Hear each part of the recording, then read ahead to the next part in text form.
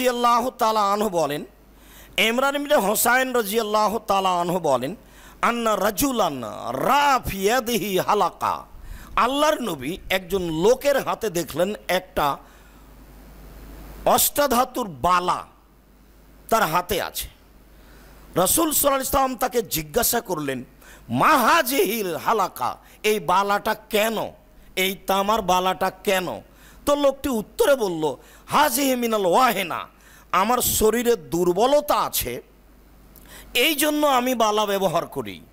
আল্লাহ রাসূল উত্তরে বললেন, আনজিহা ফাইন্নাহা লা তাজিদুকা ইল্লা ওয়াহানান, তুমি এই বালাটা খুলে ফেলো, নিশ্চয় এই বালা তোমার দুর্বলতাকেই বেশি করবে,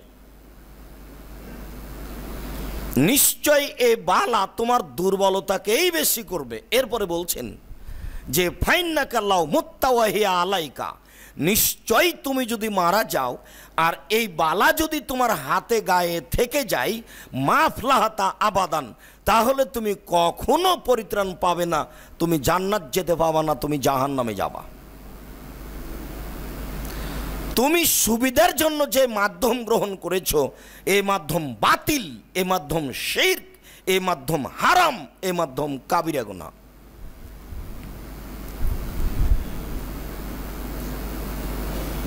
উকবা ইবনে আমির রাদিয়াল্লাহু তাআলা আনহু বলেন, রাসূল সাল্লাল্লাহু আলাইহি ওয়াসাল্লাম বলেছেন, মান তাল্লাকা তামিমাতান ফালা আতাম্মাহুল্লাহু লাহু, কেউ যদি মাদুলি ব্যবহার করে, কখনো মাদুলি তার জন্য কল্যাণ আনতে পারে না। ওমান তাল্লাকা ওয়াদাতান ফালা ওয়াদাল্লাহু লাহু, কেউ যদি কড়ি, রিং, এই শামুক, চিটাগাঙের শামুক, আর ওই যে আপনার খাজা মঈনুদ্দিন চিশতির কবরের পাশের শামুক কেউ যদি ব্যবহার করে, অবশ্যই অবশ্যই ওই রিং, এই কড়ি, এই শামুক মানুষের কোনো কল্যাণ আনতে পারে না, অবশ্যই এগুলি শিরক, এগুলি হারাম, এগুলি কাবিরা গুনাহ। উকবা ইবনে আমির রাদিয়াল্লাহু তাআলা আনহু বলেন, আতা ইলান নবী সাল্লাল্লাহু আলাইহি ওয়াসাল্লাম রাহাতুন, একটি দল আল্লাহর নবীর কাছে আসলো। ফা বায়ান নবী সাল্লাল্লাহু আলাইহি সাল্লাম তিসআতান, সেই দলের 10 জন সমান রাহাত, একটা দল, 10 জনের একটি দল আল্লাহর নবীর কাছে আসলো। রাসূল সাল্লাল্লাহু আলাইহি সাল্লাম তাদের 9 জনের সাথে বায়াত করলেন, তাদের সাথে অঙ্গীকারবদ্ধ হলেন, বায়াত করলেন। ওয়া তারাকা ওয়াহেদান, একজনকে ছেড়ে দিলেন। ফাকালু ইয়া রাসূলুল্লাহ, তারা বলল, হে আল্লাহর নবী, বায়াতা তিসাতান ওয়া তারাকতা হাজা, আপনি 9 জনের সাথে বায়াত করলেন আর একে ছেড়ে দিলেন কেন?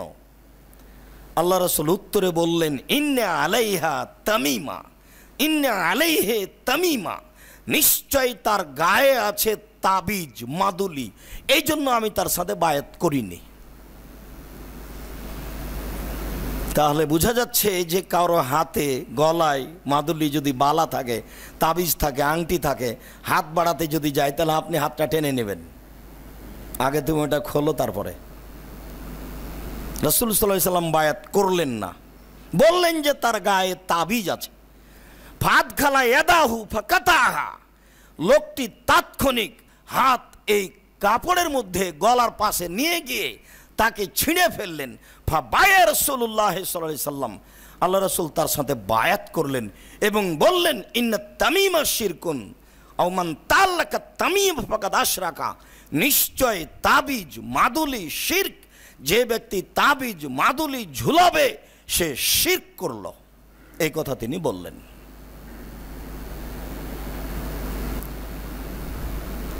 রুয়াইফা ইবনে সাবিত রাদিয়াল্লাহু তাআলা আনহু বলেন, রাসূল সাল্লাল্লাহু আলাইহি ওয়াসাল্লাম বললেন, ইয়া রুয়াইফা লাল হায়াতা সাতাতুলো বেকা বাদি, রুয়াইফা শোনো, হয়তোবা আমার পরে তোমার জীবন লম্বা হতে পারে, হয়তোবা আমার পরেও তুমি বেঁচে থাকবা। রাসূল সাল্লাল্লাহু আলাইহি ওয়াসাল্লাম গায়েবের খবর জানেন না, নইলে ওকে হয়তোবা বলছেন কেন?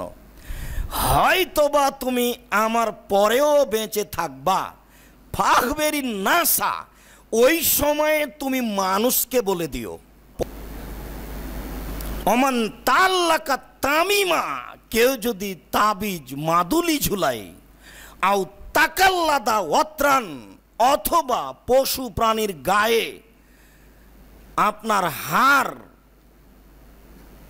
ওই কড়ি, ওই শামুক গায়ে ঝুলায়, যেমনটা এই এক শ্রেণীর মানুষ লাল কাপড় পরে থাকে, তাদের গলায়, তাদের হাতে, তাদের পায়ে এই কড়ি, এই রিং, এই তাবিজ মাদুলি একবারে ভর্তি দেখা যায়। এদেরকে যদি তুমি দেখতে পাও তাহলে বলে দিও ফাইনাল্লাহ বারিউন মিনহু, নিশ্চয় আল্লাহ তার থেকে মুক্ত, নিশ্চয় আল্লাহ তার থেকে মুক্ত। ও জাহান্নামে যাক, ও ডেনে পড়ে থাক, তাকে আল্লাহ দেখবেন না। সে হালাল খাক, সে হারাম খাক, তাকে আল্লাহ দেখবেন না। যাদের গলায়, যাদের হাতে, যাদের কোমরে, যাদের পায়ে এসব কিছু থাকে, রিং, বালা, কড়ি, শামুক, এইগুলো ঝুলানো থাকে গায়ে গলায়, এদের থেকে আল্লাহ মুক্ত, এদের থেকে নবী মুক্ত। এই কথা রাসূল সাল্লাল্লাহু আলাইহি ওয়াসাল্লাম বলার পরে তিনি বলছেন ইন্না রোকা ও তামায়েমা ও তেওয়ালা শিরকুন, নিশ্চয় ঝাড়ফুঁক করা শিরক, নিশ্চয় মাদুলি ঝুলানো শিরক, নিশ্চয় স্বামী স্ত্রীর মধ্যে ভালোবাসা, ভ্রাতৃত্বভাব সৃষ্টি করার যে কোনো কৌশল, যে কোনো পথ হারাম, কাবিরা গুনাহ। আমরা একটু বিষয়টি লক্ষ্য করি সম্মানিত দিনী ভাই। আবু হুরায়রা রাদিয়াল্লাহু তাআলা আনহু বলেন, রাসূল সাল্লাল্লাহু আলাইহি সাল্লাম বলেছেন, মান তাল্লাকা শাইআন ওকেলা ইলাইহি, যে ব্যক্তি যে কোনো কিছু ঝুলাবে, গায়ে যদি কোনো গাছের কাঠ, টুকরা, যে কোনো কিছু, মান তাল্লাকা শাইআন, যে কোনো কিছু, যে কোনো জিনিস যদি গায়ে ঝুলানো হয়, ওকেলা ইলাইহি, তাহলে সেই ব্যক্তিকে তার কাছে আশ্রয়, তার কাছে ঠেলে দেওয়া হবে। তুমি তোমার গায়ে একটা কাঠ ঝুলিয়ে দিয়েছ, কি যেন জঙ্গলের কাঠ, অর্জুনমণির কাঠ, কি যেন ইন্ডিয়ার সেই কাঠ, কি যেন সৌদি আরবের সেই কাঠ টুকরা ঝুলিয়ে দিয়েছ। তো এখন তুমি ওই কাঠের কাছে আশ্রয় নাও, এখানে আর আল্লাহ নেই, এখানে আল্লাহর কোনো দয়া রহমত নেই। এ কথা রাসূল সাল্লাল্লাহু আলাইহি সাল্লাম বলেন। আল্লাহর নবী বলেন, মান কাত্তা তামিমাতান মিন ইনসানিন ফাকানা কাইদলি রাকাবাতিন, কেউ যদি কারো তাবিজ, মাদুলি, তাগা, রিং, সুতা কেটে দিতে পারে, তাহলে সে একটা গোলাম আজাদের নেকি পেল। পারবেন? বাংলাদেশে টিকতে পারবেন? বাড়ি থেকে বের হলে দেখা যাচ্ছে হাজারো, লাখো, কোটি মানুষের। আবার বড় পীর সাহেবের গলায় আছে, আরে ছিঁড়ে ফেলতে না পারলে কিছু বলবেন তো? রাসূল সাল্লাল্লাহু আলাইহি সাল্লাম বলছেন, কেউ যদি কেটে দিতে পারে তাহলে সে গোলাম আজাদের নেকি পেয়ে গেল। একজন গোলাম আজাদ মানে ওর পা হাত মুক্ত করেছে আল্লাহ, তার পা হাতকে জাহান্নাম থেকে মুক্ত করেছে, তার চক্ষু দেহ গোটা বডিটাকে গোলাম ছিল স্বাধীন করে দিয়েছে আল্লাহ, গোটা লোকটাকে জাহান্নাম থেকে স্বাধীন করে দিয়েছে, তুমি জান্নাতে যাও। আমি যদি তার তাগা, তার রিং, তার বালা, তার মাদুলি, তার কড়ি, তার শামুক কেটে ছেড়ে দিতে পারি, তাহলে আমি এই গোলাম আজাদের নেকি পাবো। এ কথা রাসূল সাল্লাল্লাহু আলাইহি সাল্লাম বলেন।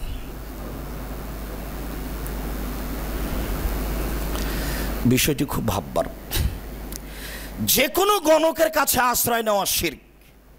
যেমনভাবে রোগ মুক্তির জন্য যে কোনো মাধ্যম, যে কোনো পথ অবলম্বন করা শিরক। রাসূল সাল্লাল্লাহু আলাইহি সাল্লাম বলেছেন, লাইসা দাওয়ান ইনজান ইল্লা আনজালাল্লাহু দা, পৃথিবীতে এমন কোনো রোগ নেই যে রোগের ঔষধ আল্লাহ অবতীর্ণ করেননি। প্রত্যেকটা রোগের ঔষধ আছে, এ কথা রাসূল সাল্লাল্লাহু আলাইহি সাল্লাম বলেছেন। আর সব ঔষধের মাথা হলো কালো জিরে, এ কথা আল্লাহ রাসূল বলেছেন, যা পরবর্তী জুমায় আমরা বিষয়ভিত্তিক আলোচনায় বিস্তারিতভাবে বলার চেষ্টা করব ইনশাআল্লাহ। তবে এই বাক্যটা বলে রাখলাম যে আব্দুর রাজ্জাক সাহেব কি এই কথা বললেন যে কোনো চিকিৎসা নেওয়া যাবে না? আমি এই কথা বলিনি। এই ধরনের যত মাধ্যম আছে রোগ মুক্তির জন্য, সবই শিরক, সবই হারাম, চিকিৎসা বৈধ।